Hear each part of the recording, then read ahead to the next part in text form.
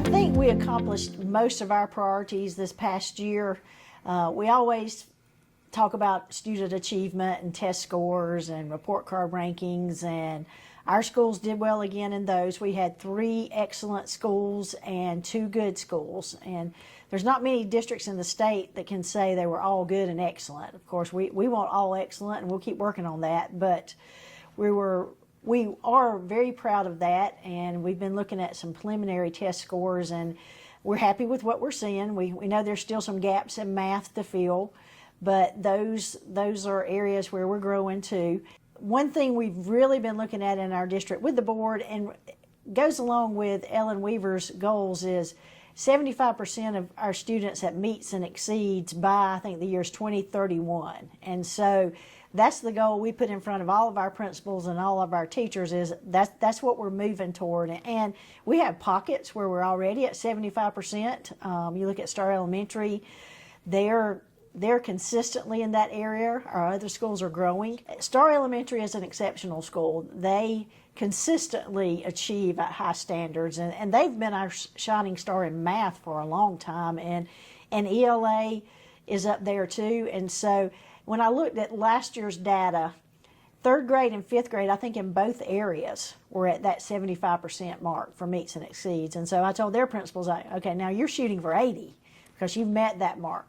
Our other schools in some areas are getting close to that. I'll give a shout out to Crescent High School for their English 2 end of course scores. This is the 2nd year that we've been on Weaver's honor roll for 75% of our students C and above. That's not just passing the test, but C and above. So we're seeing strides there, gains there in all of our test scores. Our AP scores for Crescent just came out last week, some of our best scores ever. So we're real pleased with how we're moving there. So, from that standpoint, student achievement, there's always room for improvement, but we're happy with how we're tracking. Another goal the board and I had this past year was to really put in a mental health program. There's a difference between having mental health counselors and having a program. And so last year, we hired our first district-supported mental health counselor.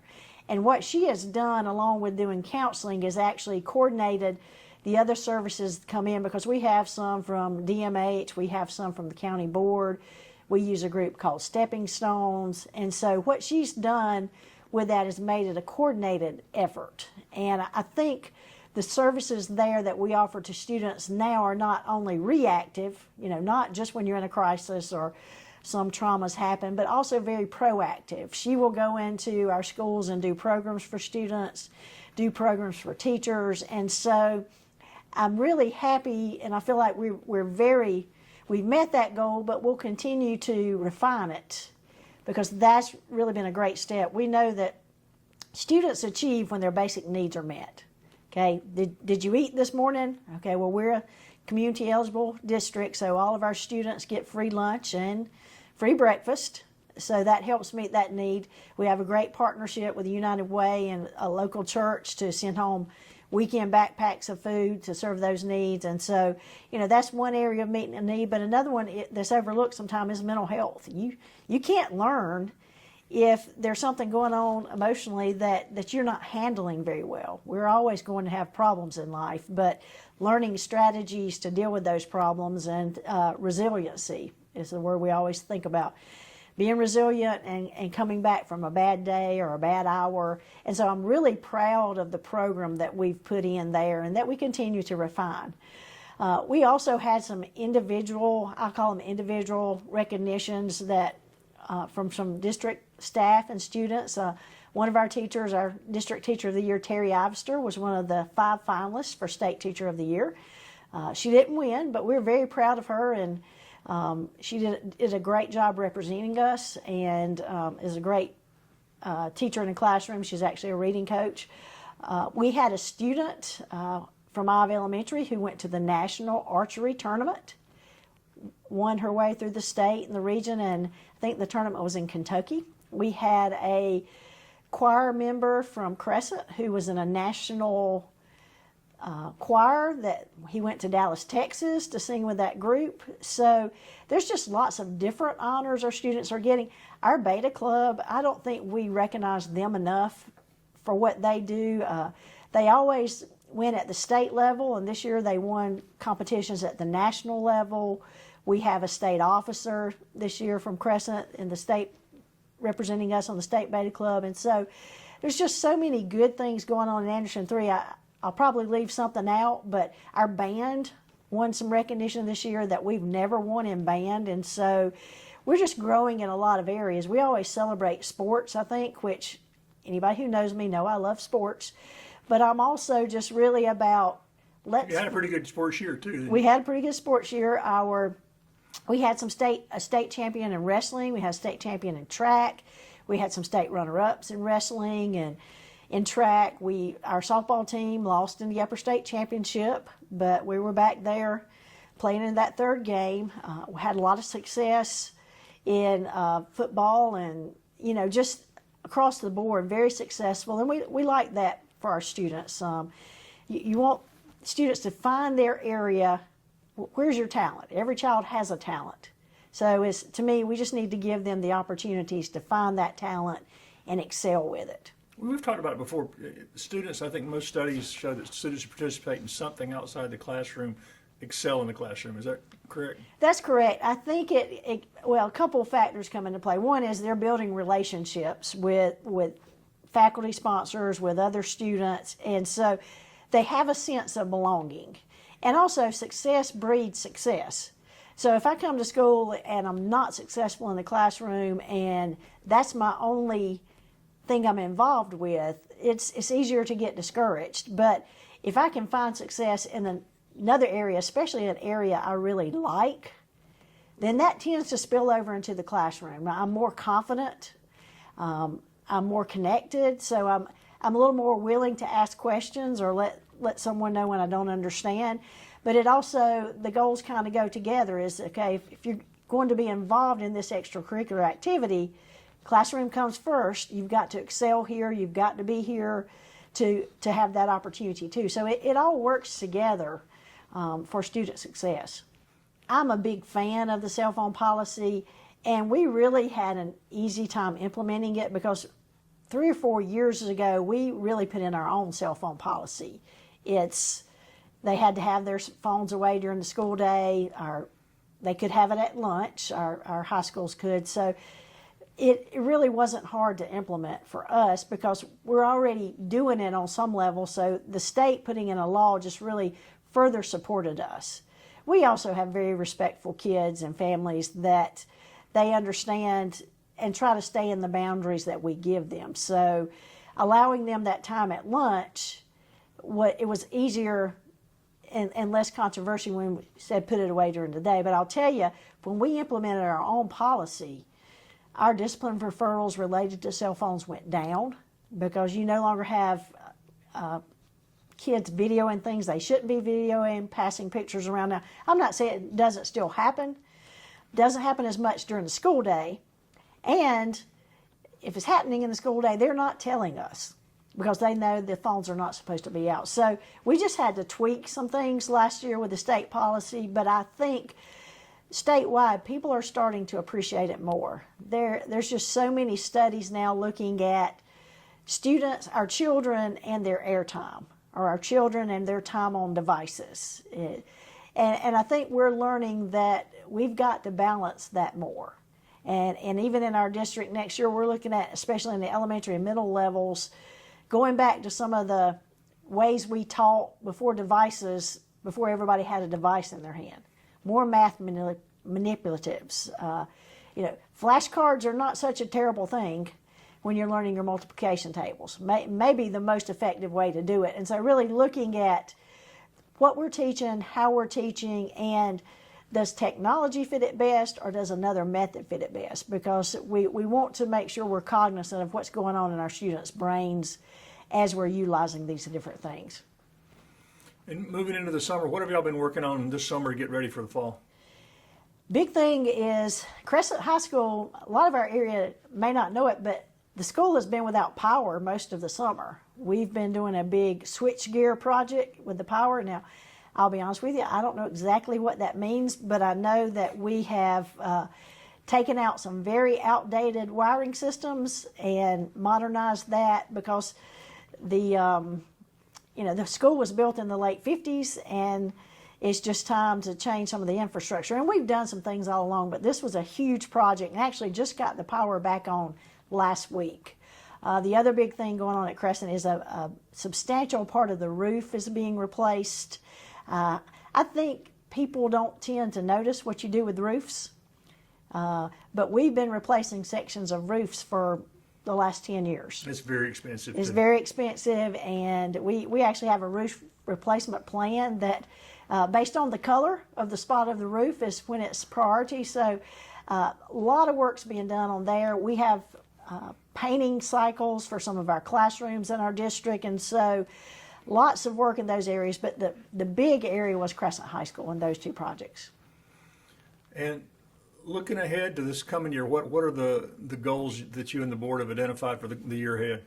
I think the goals for the year ahead is to continue the academic growth. Now, the challenge is to have all of our schools excellent in the fall, and we'll see how, as we analyze the data closer, just to continue to grow the math gaps. We just finished this past year our 2-year letters professional development, and for ELA, so we've probably the only district in the state that did it to the extent that we did. Every elementary teacher, related arts, 4th grade, 5th grade, 6th grade ELA, our special ed teachers who wanted to participate did letters for an in-depth intensive letters training for 2 years.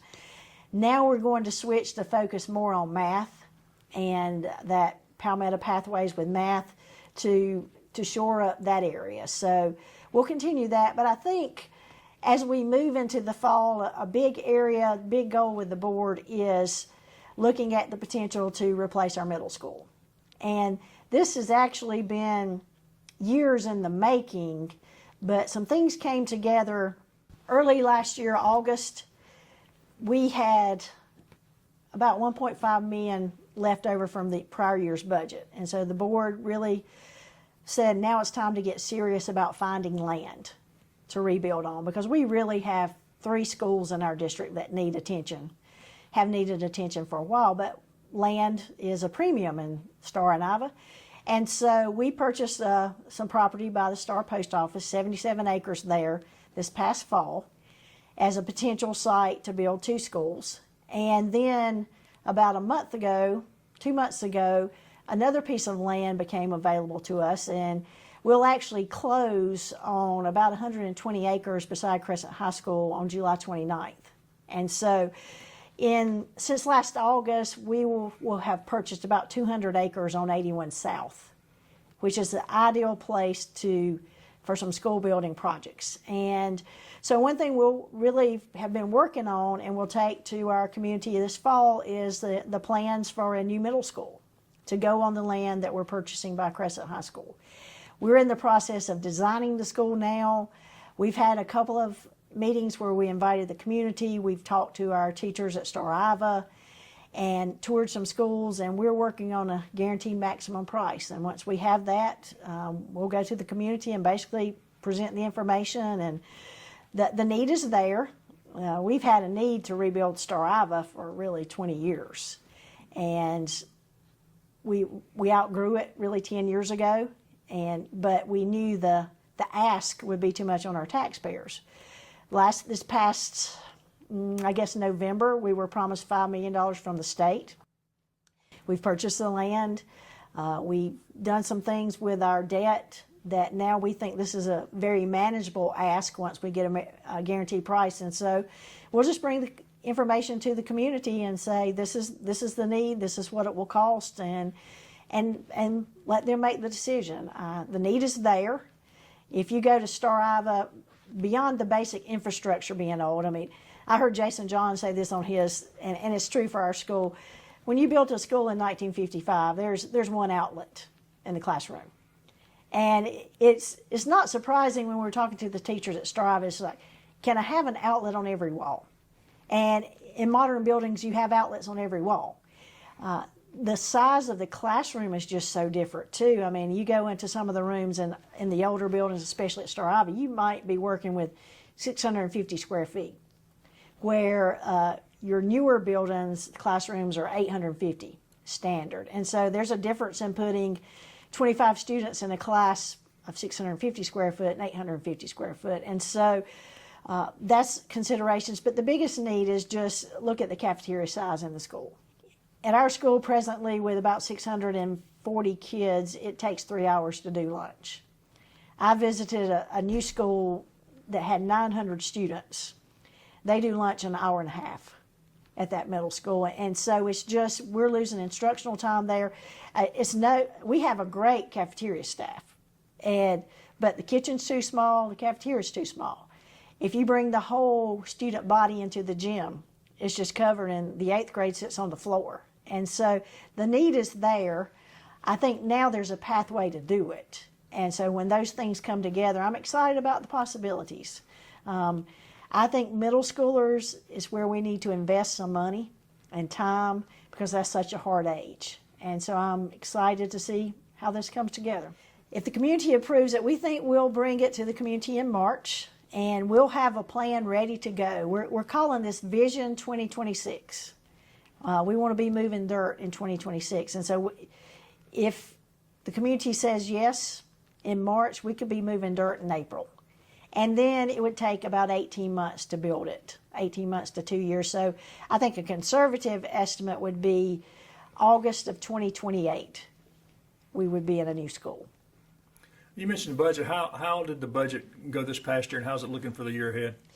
The budget, we expect to have some overage in this past year's budget. And what we do with that is really look at the amount that we have, because the board goal is 25% fund balance. That keeps us safe, protects us from cuts that we may not expect.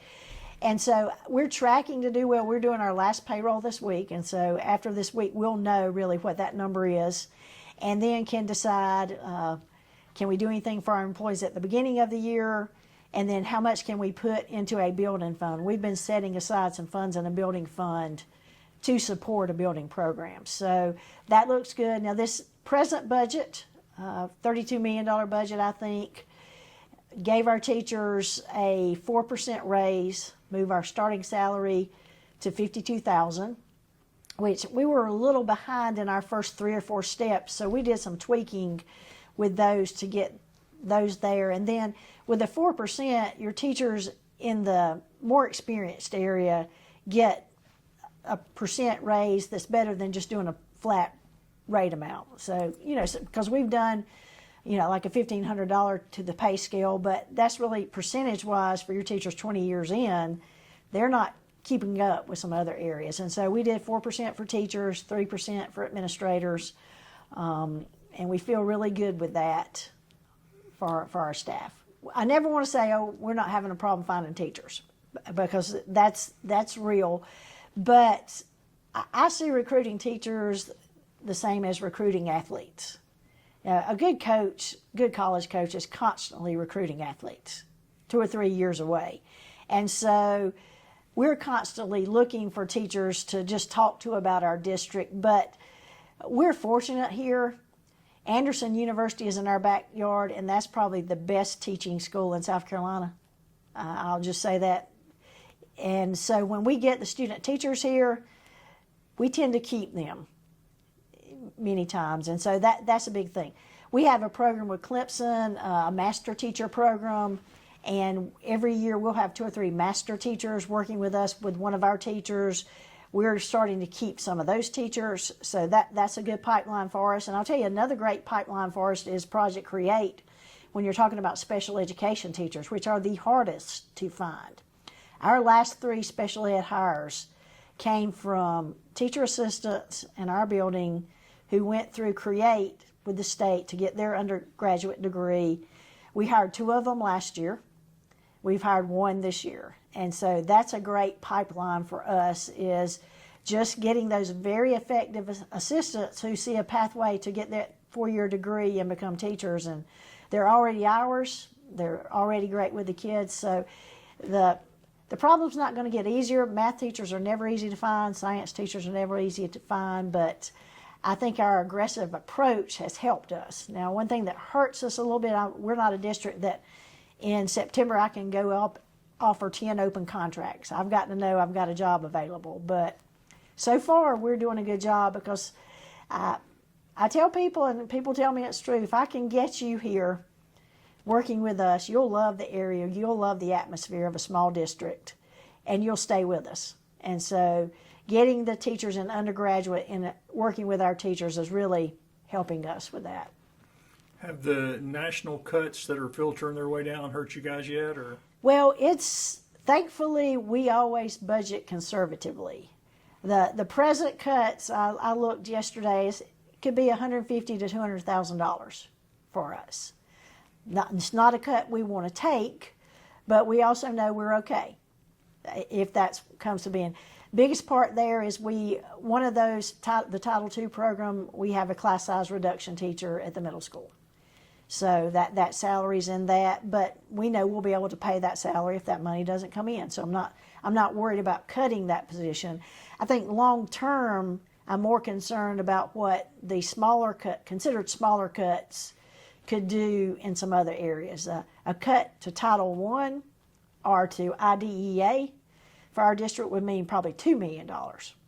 So we're not in the pots of money that really hurt our operations yet, but we've got to be cognizant of it. But thankfully, as I say, we budget conservatively and we have a healthy fund balance. So that gives us, as our finance guy says, wiggle room while we're seeing how this plays out.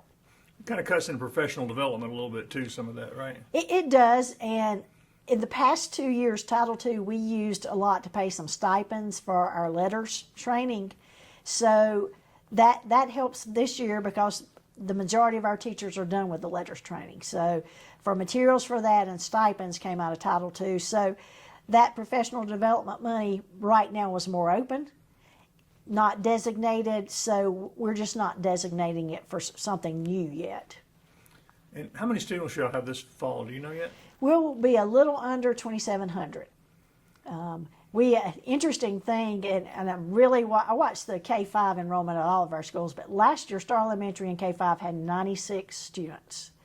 That's about 25 or 30 more than their average. And so if we have another K-5 group at Star Elementary with 95 students, that will be major growth. We had to add a first grade teacher at Star Elementary to accommodate that growth. So, but it's steady. I think with 135-day report, we were about 3.5% positive growth, and the state was negative 3.5%. So I think we're growing where other public schools are losing. I'm really excited to see what can happen with our middle school project. There's so much that goes on in the middle school age, and middle school is just a tough time developmentally for students. We know major changes happen. One day that 7th grader may act like a 5th grader. The next day that 7th grader acts like a 12th grader. And it's just all the changes going on that happens. And so to have a bright, more inviting middle school, more spacious middle school, I think will do. It's just what our kids need. And I think you're seeing that statewide because for years, you didn't see many districts building middle schools. They built either elementary or high schools. And now I look at our own area, the number of middle schools that have been built, and statewide, I think we're seeing that's that group that we need to have a better learning environment for. I encourage anybody in our community who has not downloaded the app to download it. It's the most convenient way to get all of our information because it includes our website, our Facebook, our Instagram. It's just a plethora of information, and we work really hard to put out the great things going on in our schools and to communicate with you about the happenings in our district. And so I encourage you just to use those electronic means to get information. I also encourage you just, if you have a question about something in Anderson School District 3, go to the source. If that source if it's a school-based question, go to that principal, that assistant principal, or school counselor. If it's a district-based question, come to me or come to one of the other administrators in our office, because we want to give you information. We want to give you correct information. I want to hear your questions. And sometimes many times I don't know the questions if you don't bring them directly to us. So, that's the biggest information I'd like to put out to you today. There's lots of great things happening. We want to give you good information. We're very transparent with what we do.